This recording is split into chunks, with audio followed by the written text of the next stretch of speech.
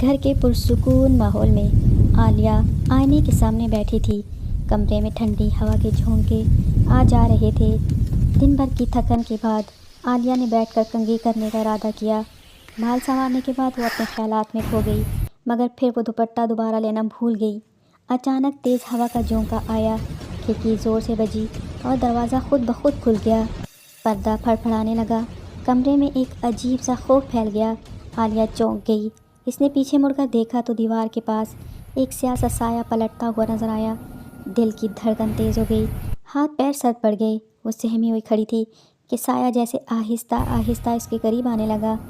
اسی لمحے اسے اپنی ماں کی بات یاد آ گئی۔ Remember to cover your head, my dear.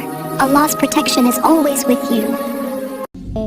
دوپٹہ عورت کی عزت، حیا اور حفاظت ہے۔ وہ کانپتے ہوئے بھاگی اور اپنا دوپٹہ اٹھایا اور سر پر لپیٹ لیا اور پھر پڑھنے لگی۔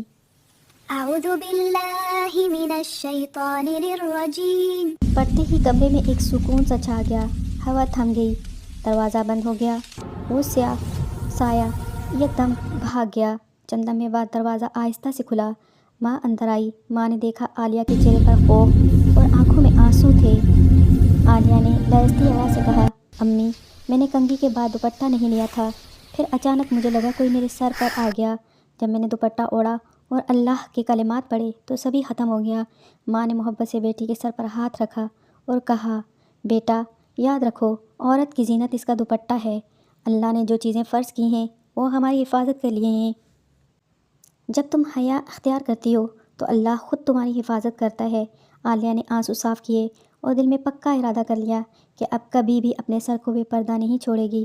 رات کے خاموشی کے بعد وہ دوپٹہ اوڑھ کے سونے لگی تو اس کے چہرے پر ایمان کی روشنی چھلک رہی تھی۔ عورت کی عزت، حیا اور حفاظت اس کے دوپٹے میں ہے۔ جو عورت اللہ کے حکم پر چلتی ہے، شیطان اس کے قریب نہیں آتا۔